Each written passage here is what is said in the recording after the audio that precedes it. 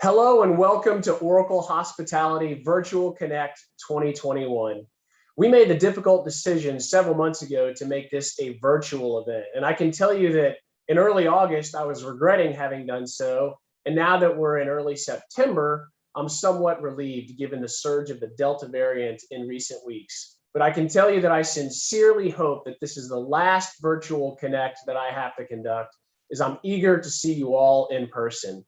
So the last time we were together in this format was late January of 2020, where I addressed this audience in San Diego. At the time, I was only a couple of months into my role at Oracle Hospitality. And ironically, it was just days before the World Health Organization announced a global health emergency. My core message at that time, although I didn't quite state it like this, was, I'm sorry, we're listening, and we will get better. So let's fast forward 20 months to today. And let me start by acknowledging that the industry, our companies, and our lives have forever been changed by the COVID-19 pandemic. Labor shortages, new guest expectations, new safety protocols, unprecedented demand swings. These are all things that you're having to deal with day to day. And I appreciate all that you're doing to keep our industry going. As I approach my 2-year mark in this role, I have a new core message this year at our Virtual Connect conference. And that is that Oracle Hospitality is well down the road of transforming how we serve the industry and how we serve you, our customers. This transformation is technical, operational, and cultural. And our ultimate goal is to be your most trusted and recommended technology partner. To provide some perspective on what we've been up to at Oracle Hospitality since our last meeting, I thought I would take you through a quick then and now look at our business. And I'll start with Opera Cloud, our next generation property management system. The time we were last together, we had around 50 hotels live. Today, we have 1,000 hotels live on Opera Cloud and thousands more in the queue. Brands like Wyndham, Jumeirah, and Montage have declared it their standard. Oracle Hospitality Integration Platform. We talked about this at our last conference. It was in beta at the time. Today, we have 200 partners and customers onboarded, 200 more in the onboarding process, 30 million plus transactions, and brands like Hilton, Accor, Melia, and Best Western using OHIP to innovate around the guest experience. Upsell. At the time we were last together, we had rudimentary capability in Opera. Today, we have NOR1 in the portfolio, and we have removed the cost of Oxy integration and accelerated the timeline to integrate and activate NOR1 and begin upselling. Opera Sales and Event Management. In January of 2020, we were in beta. Today, we have over 100 properties live, and this is despite a basic shutdown of meetings and events over the course of the last year. Reporting and analytics. At the time we were last together, we had an established solution. Today, we're live in the market with the next-gen Oracle Hospitality reporting and analytics solution with multiple customers. Distribution and central reservations, something that's part of my professional background. At the time, under construction, we had a relatively small team. Today, we have multiple properties live on our next-gen solution. And we have a team of 100 people that are deployed to developing and commercializing this solution. ERP. When I started at Oracle, we did not have a programmatic approach to ERP integration. Today, we have dedicated resources focused on intelligently linking Opera Cloud with Fusion ERP, HCM, and NetSuite, and we're doing this in partnership with multiple customers.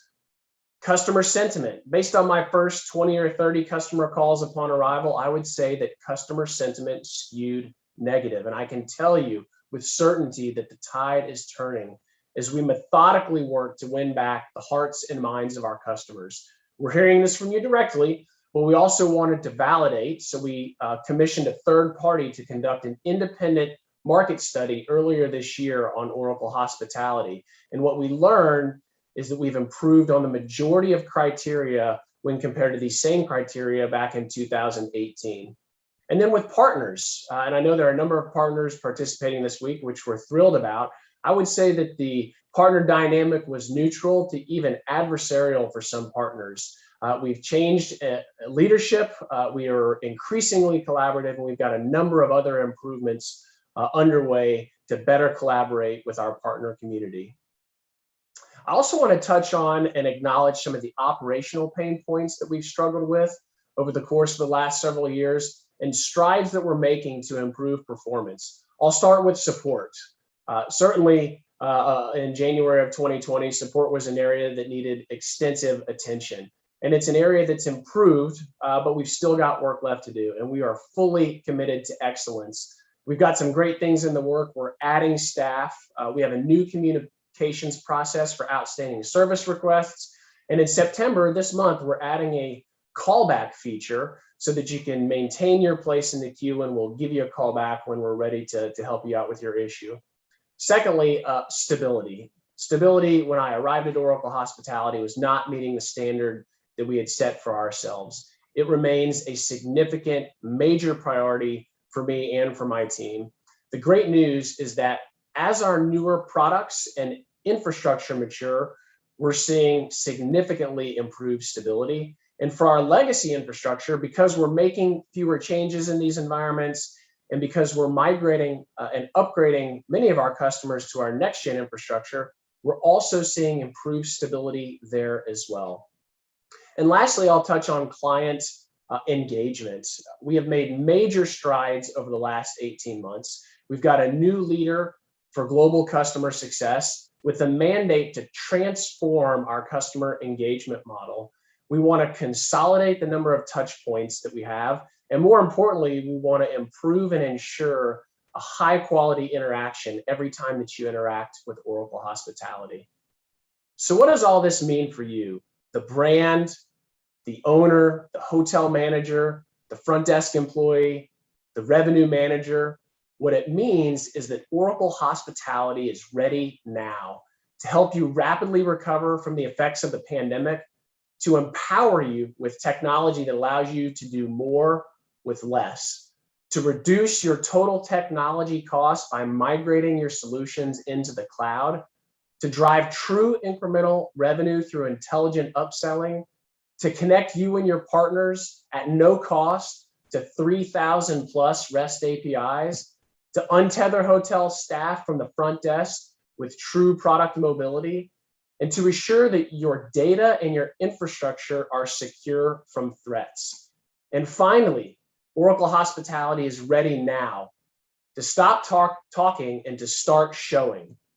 Forget what you thought you knew about Oracle Hospitality. A new era for this business is here.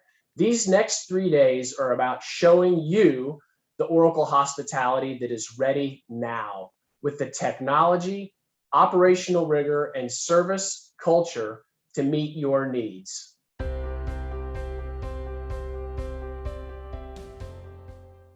And with that, I would like to pivot and welcome Jane Pendlebury, the CEO of HOSPA, and Chip Rogers, the President and CEO of the American Hotel and Lodging Association, who have agreed to join us today and give us some insights as to what's happening in their respective regions of the world. So, Jane, why don't I start with you? And I'd love to hear what are you seeing in Europe these days with the return of travel?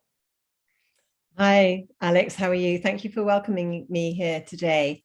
It's been a long time, hasn't it? This pandemic. Thank goodness we didn't know at the very beginning how long it was going to last. That would have been just too difficult to handle, I think, at the very beginning.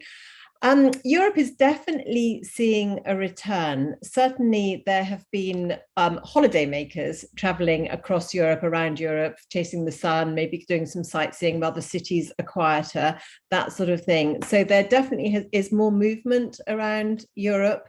And last night I was at an event which had nearly 1,000 people at, which felt very odd, if I'm honest, but it was absolutely brilliant. It was an industry event. It was an awards ceremony for hospitality.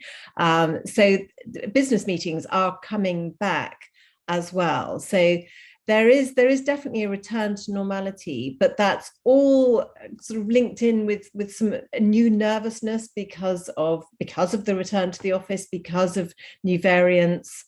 and business travel is really very, very weak at the moment. So the coastal, the rural locations have been doing really well in the holiday spots, but go to London, Paris, places like that. Great for tourists at the moment because the streets are quiet, but not great for the hotels that have relied on business travelers. And Chip, I saw you released some research this week in partnership with Morning Consult about the outlook, particularly for leisure, a little bit of business travel. What's the latest update from your perspective here in the United States? Well, it's been a roller coaster. And by the way, thanks for having me. And Jane, wonderful to meet you on Zoom. It's been a roller coaster. And when this year began, I made all these bold predictions, which have been incredibly wrong. And because I thought that we would have a terrible first half of the year and a really good second half of the year. And what really happened was we had a terrible first quarter, a really good second quarter, a really good third quarter, or pretty good third quarter. And then the fourth quarter is looking kind of rough. And the reason is because we all thought that the progress would be leisure travel, followed by business travel, and then meetings and events. And I think what we saw happen instead was leisure travel, perhaps even better than we had anticipated here in the US, followed by actually some return to events and a little trepidation with respect to business travel returning. And so the events started happening again, and then the Delta variant hit. And we've seen it over the last few weeks, people start canceling events, which is really unfortunate because unlike a leisure trip, which some people plan and execute within a week's time period, oftentimes with the business trip, you can reschedule in rather short order. But those meetings and events and conferences, if they're canceled this year, they're most likely not going to be put back on the schedule until next year. And so when those start going down, that's really problematic. So, we're all sitting here this week thinking, all right, at least here in the US, we're post Labor Day, which is the traditional end of summer. What does that look like? Well, I think we're going to still continue to see a little bit of summer travel, maybe a little bit longer than we thought. And hopefully people will begin returning to the office. My biggest fear, though, with the Delta variant, and as you follow this stuff and you see the ups and downs of the variants, is that we'll start making policy decisions based on an upswing or a downswing that's already occurring. And what I mean by that is, if you really look at the numbers here in the US, I think we've kind of reached the top of the Delta variant, and we're about to hit the downside. And I would hate for policies or major travel decisions to be made based on a variant that is beginning to decline rather rapidly over the next few weeks. At least that's the best case scenario. And so, again, I think we're going to struggle in the fourth quarter, and really looking forward to next spring to jumpstart everything again. And didn't we say that? Oh, sorry, Jane, go ahead, please. I'm so sorry. I was going to say, didn't we say that this time last year as well, that we thought by the end of the year it would all be better? And so I kind of feel it's a bit Groundhog Day. And yeah, you're right about the meetings and events. It's just nervousness, isn't it? And we as HOSPA have tried really hard to keep on our events because we think if we can't do it as a hospitality organization, then how can we expect other people to do it? But there have been times where I've been nervous and you just think, oh, is it really worth it? But I'm determined to carry on. No, Jane, you're exactly right. And, we did the same thing about a month ago. We announced 4 in-person events for the balance of this year. 4 new in-person events, in addition to the ones we were already holding. There was a great study that was just released here in the last couple of weeks showing that going to an in-person event is actually statistically safer than just going about your normal, regular duties in society. And so, to your point, Jane, people need to press forward. We cannot let the next wave completely shut us down again because we don't know how many more waves there will be. We gotta move forward. Yeah, you both made the point that we saw, the leisure traveler really carry certainly the summer months in many regions of the world. We're counting on that business traveler, that group of meeting traveler, to at least continue some sense of momentum into the fall and spring. Chip, you noted some of the signals we're getting from the demand side of the market, the business traveler, the group of meeting planner. What are we seeing hotels do differently with this Delta variant than we saw them do with their initial reactions to I'd say the early days of the pandemic? Yeah, great question, Alex. And I think that it all boils down to experience, right? No one, I shouldn't say no one, most everyone really wants to avoid anything that would be characterized as a new shutdown. And I think a shutdown is really seen on a scale from absolutely we're not doing anything like say April of 2020 to shutting down certain things, restricting certain things. Take, for example, Hawaii, who has just recently come out and asked visitors not to show up in Hawaii. We don't agree with that policy because we think it can be handled safely. But I think hoteliers are looking at the Delta variant and saying, you know, we've kind of been through this before. We've already hit a couple of these waves. We can handle this one again. We know how to operate safely. We know what people are looking at.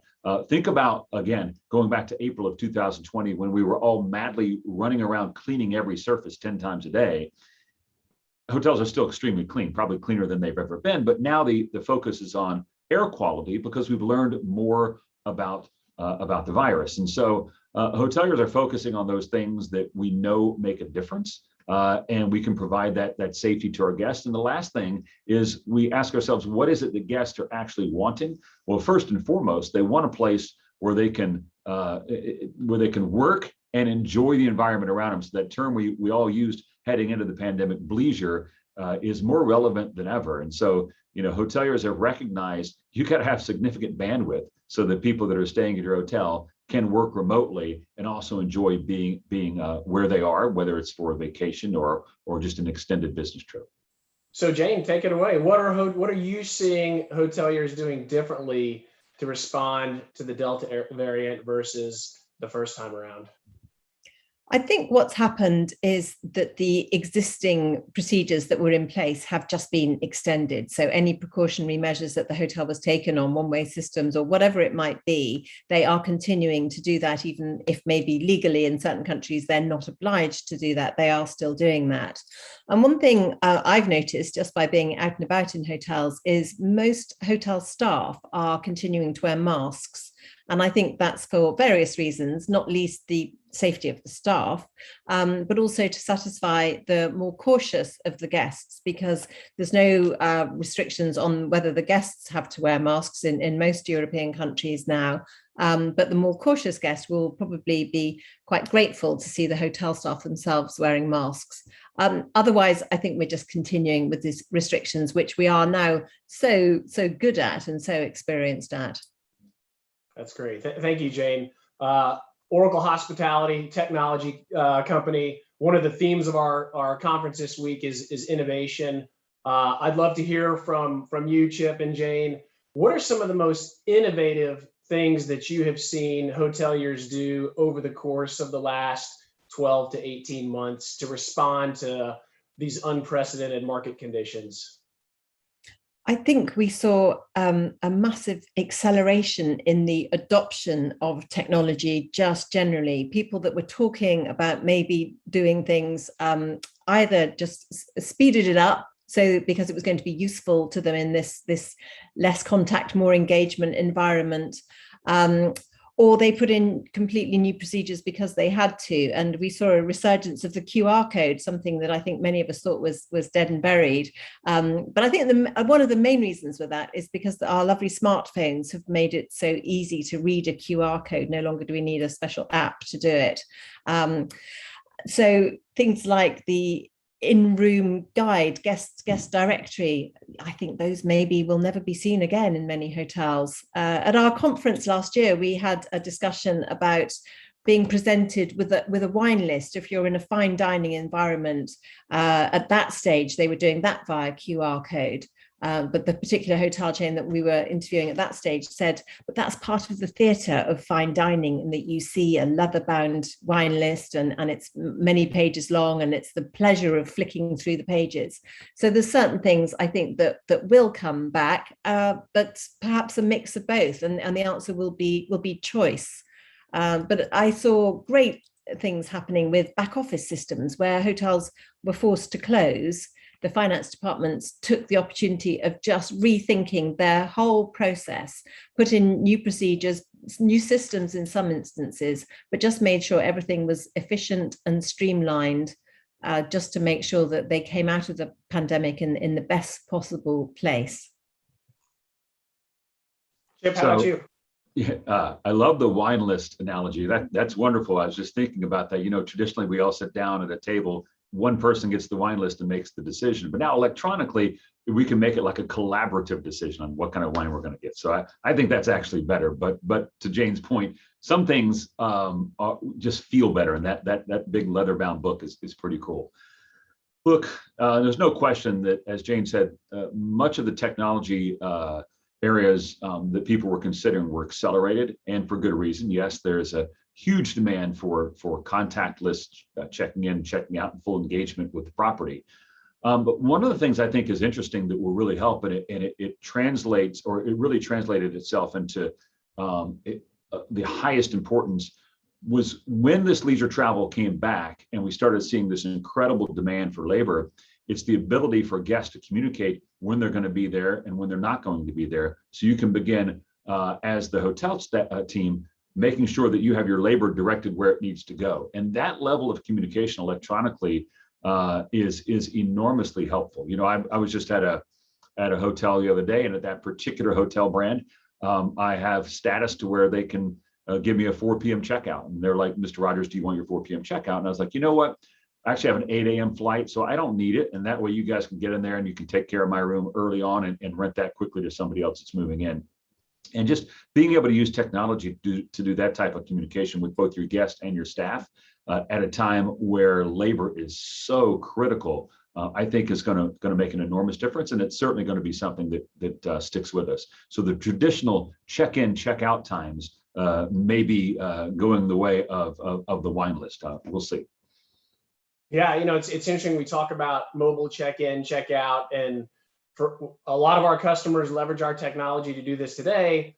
And then we had customers that were in process of implementing this technology, and they probably had like a 12 to 18-month project plan, and they were able to shrink that and get it done in literally a couple of months. So the pace of innovation was forced upon the hospitality community, which is interesting. The other thing we noticed is we sell a lot to CIOs and CTOs of hotel companies, and I'd say their seat at the executive team table has been elevated in a big way over the last year. And I think to the extent they were sitting on the wall, it's now permanent front table status in these executive team meetings, given the increased importance of technology. Chip, I've got a question for you. I know that AHNLA does a tremendous amount of lobbying on behalf of the industry. And Jane, I'll ask the same question to you from a country perspective. But Chip, what states, what governments or government entities did the best job supporting the industry during the pandemic? And tell us a little bit about what they did to support the industry. Yeah, that's a really good question, Alex. I've done 1,000 interviews and no one's asked me that one yet. So that's a good one. So I'll set aside the federal government and just focus on state and local. Maryland was right out of the gate. Governor Hogan is widely recognized as one of America's top governors. He always has like the highest approval ratings, but he came out early on and provided direct relief to the hotel industry, recognizing what was happening. And of course, as you know, so many major hotel brands are actually headquartered in Maryland. And so we really appreciate that, because not only did it help hoteliers in Maryland, but it also was used as a model in other places. Virginia recently began doing something. There's a funding mechanism that was passed a few months ago, the American Relief Plan funds. And so those ARP funds have been really disseminated at the state and local level. So it's still a work in progress for many, but the real benefit that we have seen over the last, say, I don't want to say 18 months, but maybe the last 10 to 12 months, was those states and local governments that sent a real clear message about whether they're going to be open or not. I use this example all the time, but I think it really highlights this point. You know, during the cold winter months here in the US, people tend to flock to warm weather locations. And so if you look historically, and you take the two cities in South Florida, which I'm going to define as Miami and Tampa, and you take two major cities in Southern California, San Diego and Los Angeles, and you look at the months of January and February, those cities are running very high occupancy rates, and they're running almost identical occupancy rates many years before the pandemic, because people flock to those warm weather cities. This year, if you look at the same pairs of cities, you will see that the Florida cities running about a 15% higher occupancy than the California cities. Now, the only reason that happened had nothing to do with weather. Obviously, both places are nice and warm, but it was specifically tied to the fact that Florida sent a real clear message that from which they did not waver, that we're open for business. You can come to our state, you can go to hotels, you can go to restaurants, you can go to beaches, you can do all the activities you normally want to do. And California was kind of all over the place. They were up, they were down, they were starting, they were stopping. And consumers looked at that and said, well, I'm not going to go to California because I don't know what's going to be open, but I will plan to go to Florida because I do know they're going to be open. And so that's the type of policy, just that consistency that really helps all of business. And in particular, it helps ours. The last thing I'll say about that, and I can't draw a direct line to it, but clearly the governor in the state of Florida, if you look at the approval numbers, he's pretty popular. The governor in California next week will be facing a recall vote. And I'm not saying it specifically has to do with shutdowns, but it's that consistent messaging that really helps at any individual state. Jane, is there an analog at the country level in Europe that you observed over the last 12 to 18 months? Yeah, it's very different in Europe. Obviously, we've all got our own individual governments, and I'm not an expert on all the different European countries. Certainly, I would completely echo what Chip has said, and it was the communication that was key to success when we knew what we were doing, and it was much easier to plan. Government support has varied across the different countries in Europe. Some have been very generous with supporting staff. Others have given rates and rent rebates and holidays, that sort of thing. We've had a few schemes here in the UK. We had a reduced tax rate, and we had a scheme called Eat Out to help out last summer. At the end of last summer, we were encouraging everybody to go out and eat in a restaurant, and there was government handouts to help support that. Yeah, I think it's very, I mean, I thank goodness that I'm not in politics. I would hate to have had those decisions on my shoulders. And I think we will never be able to truly analyze who was successful until this is gone, done, dusted, we're over, and we can look back. But having said that, those that communicated, even if the news was bad news, if they communicated it clearly and in a timely fashion, then they were the ultimate winners. That's great. Thank you. Jane, I know that HOSPA has a large contingency of revenue managers that are tasked with forecasting and setting rates. And this pandemic has really turned forecasting on its head. What are some of the actions that you observed of revenue managers into this crisis, when I think most revenue management models rely on what the behavior was a year ago on this particular day or this particular week? How did you see the industry evolve from a forecasting and pricing perspective?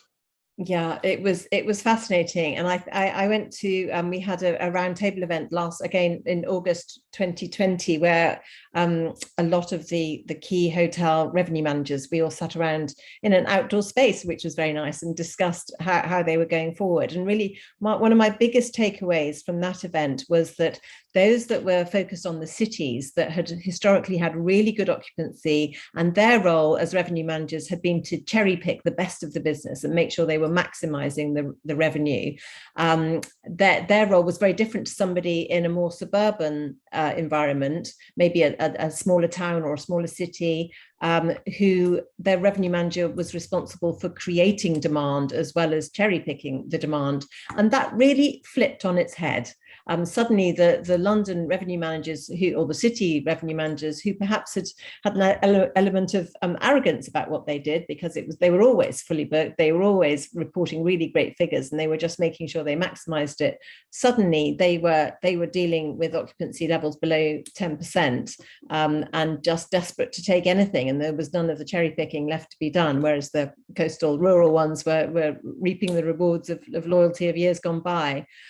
So forecasting became, yes, next to impossible, I think. But they did their best, and the pickup became crucial, and the patterns of pickup. If you were open, if you were able to look at the demand, how quickly it was picking up, then you could decide how many of the floors in your hotel to open, or if you were a benefit of being part of a small chain, you could just maybe direct all the reservations into a single property, and a lot of that happened as well. In some instances, revenue managers lost their jobs, which seemed a bit daft because of all the times when you need that commercial brain and that ability to see where there is opportunity. Those I don't think were good commercial decisions to get rid of revenue managers. But revenue managers also rely heavily on sales and marketing. I've always seen it as a revenue manager's job to let the sales and marketing department know that come October, third week in October, the forecast is not looking great. So they need the support of the marketing department to promote those dates, to come up with some scheme that would encourage demand at the hotel. So again, where marketing people had been let go or just not working at that time, the revenue managers were sort of having to pull on another hat and do things that they'd never done before. But there was a lot of innovation. There was a lot of people doing clever things, business hotels becoming family hotels, hotels taking pets and dogs that they'd never done before, all sorts of weird and wonderful things to encourage guests in. And it worked. You could see the ones that were sort of keeping their front door, their window shop window, as it were, looking good and attractive and appealing to people. But I think for the cities, it came down to loyalty. If they had treated their guests well in the past and the guests were loyal to that hotel, they would go back to a familiar hotel rather than anybody else. Whereas, 6 months prior to the pandemic starting, it was nearly all price driven or just whatever package they could get. But it was a tricky time. Yeah. So we've talked, Jane, you've talked about what's going on inside Europe. Chip, you've talked about what's happening domestically. Let's talk a little bit about how these two things come together with international travel. It's a huge market for the airlines. It's a huge source of profit for the airlines. It's equally as important to the hospitality industry, particularly the international business traveler. What can each of you tell me? And Chip, I'll start with you about the return of international travel and what are going to be the keys to really reopening these paths from continent to continent. Well, the sad thing is that the lack of international travel, in my opinion, is a perfect case example of politics superseding common sense and science. Because at the end of the day, if I'm a hotelier, whether someone is domestic, they're here in the US, a US citizen, or they're from the UK, I want to welcome them to my hotel unless they have coronavirus.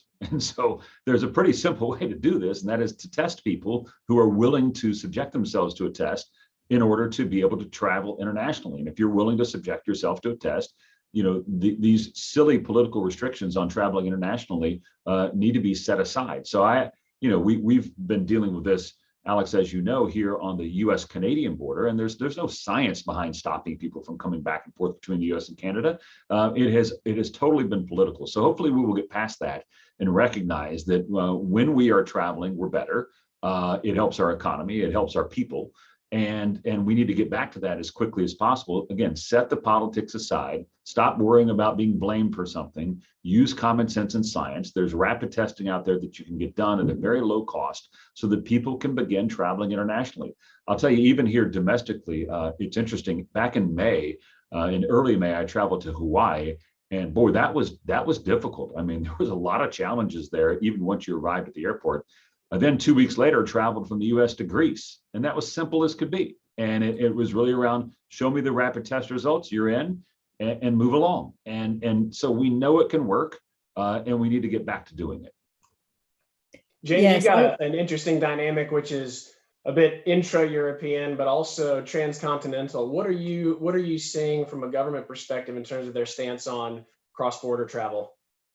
Yes, I mean, it changes. It seems to change daily. And I used to, at the very beginning, I would know which country was on which list and what our rights were. But I must say I've lost track of that now because I can't keep up. It's changing so rapidly. So it's easier just to Google when you need to know.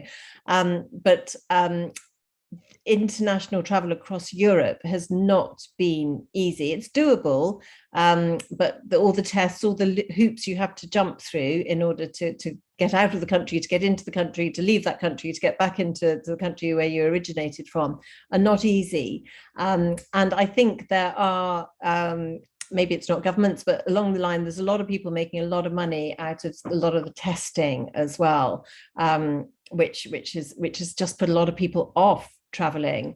And then with the quarantine hotels, which seemed like some form of prison, was not attractive to many people. And there was a stage where I think the only people I knew that were traveling were people that were literally, it was life or death. They were going to see a loved one that was not going to be around for much longer. And they were the only people who were taking the chance of traveling because of the quarantine hotels when they got back. I think longer term, what we're doing here today, we're doing a video call. We didn't really do very much of this at all, did we? I certainly wasn't somebody that had my camera on in my office really very often. It was very much the exception, and I could probably name on the occasions that I had done it prior to the pandemic, whereas now it's completely normal and it's accepted. So I think some business travel will never come back because of the tools and how we've gotten used to this. However, there's nothing like that face-to-face meeting. And I truly believe that you don't get to know somebody, you won't necessarily recognize them as easily unless you've been in the same room as them. You've shaken their hand, you've looked at the whites of their eyes, you've got to know them, and you don't have the same chit chat on a video call. Just those, the bit of trivia as you walk into the room and you're making yourself a coffee. You just don't get those little bits of conversations, which actually is probably the crux of most relationships. You just need to get that, and you can't get that over video. But I'm not sure business travel will ever come back in quite the same way that it was before. Yeah, I want to follow up a little bit on what Jane just said there, because she made an excellent point, and that is one of the reasons that video conferences work and have worked is because there were pre-existing relationships that were created prior to video conferences. I think if we ever went to a world where it was nothing but video conferences, as she was mentioning, those relationships aren't going to be the same. They're not going to be personal relationships. They'll just be transactional relationships. And so, we're still going to have to meet in person. And the reason why is because we're human beings and we're built that way. And no pandemic is going to ever change that. So yes, there will be some impact on those very short, like we have here in the US, a lot of one-day fly-in, fly-out trips. Those will be impacted, no question, by technology. But in general, meetings, conferences, and extended trips are going to continue because as human beings, we need them to continue. Yeah, Chip, there's no better example than the HNLA Foundation event that you hosted a few weeks ago that I had the chance to attend in person. It's just the types of interactions you have, particularly those that are unplanned, just have the ability to bear so much fruit. We and I mentioned this in my opening remarks, we made the decision in the May-June timeframe to have this conference as virtual. And I mentioned how I had regretted it for a couple of months. And then as Delta spiked, I was like, well, somewhat relieved. And then I concluded by saying, I certainly hope this is our last virtual conference because there's nothing like getting together in person, particularly, Chip, as you said, for the ability to meet new people and establish and form new relationships. So I'd like to close with something and ask you to each reflect on the last 18 months. And I'll pose the question that's really got two components. What is something about our industry that will never change and would be evidenced by what's happened over the last 18 months? And then what's something from our industry that will never be the same as a result of the last 18 months? I'd love to hear each of your perspectives. Jane, since I started with you, I'll start with Chip here, and then Jane, I'll let you have the last word.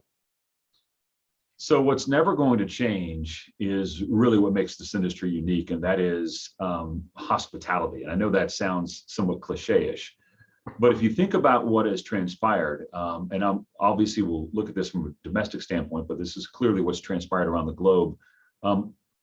Airlines, restaurants, hotels, and live performances, you could argue that those are the four industries that have been hurt most during this time. And I don't think many people would disagree with that. And yet it was during this time where we have an industry in 2020 here in the US where the total revenue dropped by well over 50%. And yet at the same time, we were creating programs like Hospitality for Hope here in the US, where we had about 20,000 hotels who agreed to give away free rooms to first responders, the people that needed to be quarantined. So at a time when their business was getting hurt most, they stepped up to help other people. That's never going to change in our industry because that's who we are. Those type of people are attracted to come into our industry and will forever continue to lead our industry. So that's what's not going to change. Second part of your question is, what is going to change forever? I'm going to be a little selfish here in representing the industry. And I think what hopefully will change forever is the life-work balance, not around what is obvious, how many days am I in the office, but around how can I work and travel and mix that together in a way that provides me that work-life balance. I mean, so many of us are guilty. I know I feel this all the time because I travel extensively, of flying into a city, doing my work, and as I'm getting on the plane to leave, I'm telling myself, man, I wish I could stay here. I wish I'd planned just one more day here to enjoy everything around here. Hopefully that will change forever, that people are mixing business and leisure in a way that they get that full experience of travel, meeting other people, understanding other cultures. Because if that happens, again, selfishly, all that's going to do is dramatically expand our industry in the decades to come. So hopefully that's one thing that stays with us forever. Yeah, that's great. Jane, how about you? Well, I couldn't have put it better myself. You took nearly all my points there, Chip. But yes, I think what you were saying about how hoteliers went above and beyond to look after. We had hotels looking after homeless people, housing families of children in Great Ormond Street Hospital, which is one of our big children's hospital. The families were all housed in hotels. There were hotels giving out free meals to key workers, sending meals to people's houses, much of it with no revenue at all. And that made me incredibly proud to be part of this industry. I mean, it was so brilliant. And as an organization, hospital, we don't lobby government. There's another organization that does that. So we support them. And their role, they had to be obviously quite and at times negative and saying how dreadful everything was, and we needed government support. So I didn't have to do that. So I decided that in order to support them best, I would do a lot of B2B work with saying how brilliant the industry responded. So we had our positive stories pages on the website where anybody that had done anything amazing could either just write to us and tell us what they'd done, and we would post it up there. But also people were, we got letters in from people saying, or emails saying, oh, did you know that the Berkeley Hotel were serving the key workers? They were doing a drive-through for the police and all that sort of thing. So there was incredible stuff going on. And like you say, that will never change. That is the core of hospitality, and it was fabulous. I think, yes, the other thing I was going to say was exactly what you said, Chip, in that the business trips will get longer. I think that the shorter trips, so often I've been to the States and to Canada, and I've looked at places, I thought, damn, I really should have left enough time to do a bit of sightseeing while I'm here, because whilst I can tell people I've been to Toronto, I haven't actually done much when I was in Toronto. I haven't seen anything. So I think that will be one of the changes. And I think the adoption of the technology is a change that will stay, and there'll be choice. And we've been saying for years about these millennials and the difference and how they want to interact differently. And it was almost, nobody was quite sure how to deal with it. Well, I think we've faced up to that, because what they wanted was what we had to deliver. And so it's going to be a choice going forward. And that will be something that we see. And that wine list, you'll either get the leather bound one, or you'll be able to put it on the QR code and get it on your mobile phone, if that's what you want to do. Fantastic. Jane and Chip, you all are so inspirational. You're such leaders and advocates for this amazing industry that's been through so much over the last 18 months. And you've consistently kept such a positive, solution-oriented perspective. And I can't thank you enough for supporting the industry. I can't thank you enough for participating today and sharing your insights with our audience. And next time we're together, it'll be in person, and we'll look for a whole new set of insights and hopefully celebrating the continued return of our industry to its full strength. Thank you so much for being here. Thanks for having us. Yes, thank you very much, and good luck with the rest of the conference. Thank you.